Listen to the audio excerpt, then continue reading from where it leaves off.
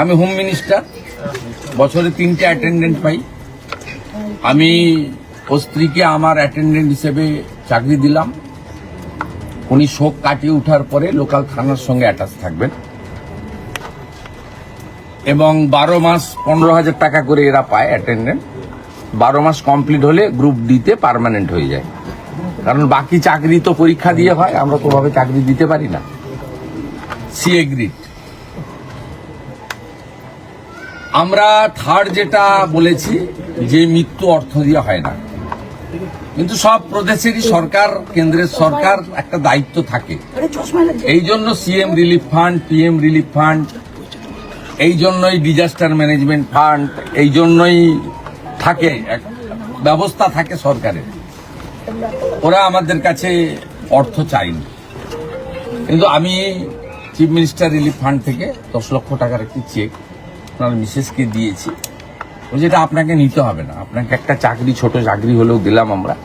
2টো বাচ্চার নামে আপনি এমআই করে দেন, পড়াশোনাটা দেখতে হবে। আর পোস্টমর্টম রিপোর্টে যা আসবে এবং ডিস্ট্রিক্ট ম্যাজিস্ট্রেটের নেতৃত্বে ম্যাজিস্ট্রেরিয়াল ইনকোয়ারিতে যা রেকমেন্ডেশন দেবে তার ভিত্তিতে পরবর্তী পদক্ষেপ আমরা মেনে চলব। কাস্টোডিয়াল ডেথের ক্ষেত্রে সুপ্রিম কোর্টের, এনএইচআরসির এবং রাজ্য সরকারের নিজস্ব কিছু ব্যবস্থা রয়েছে, সেই ব্যবস্থা মেনেই এটা করবে। ডিজিপি সাহেব পার্সোনালি এবং হোম সেক্রেটারি ম্যাডাম পার্সোনালি এটা লুক আফটার করবে এবং আমাকে রিপোর্ট দেবে, এবং এমএলএ এবং সিপি প্রপারলি লোকাল ফ্যামিলিকে ইনফর্ম করতে থাকবে যে সরকারের ইনভেস্টিগেশন এবং তার অ্যাকশনের প্রসিডিউরটা কি।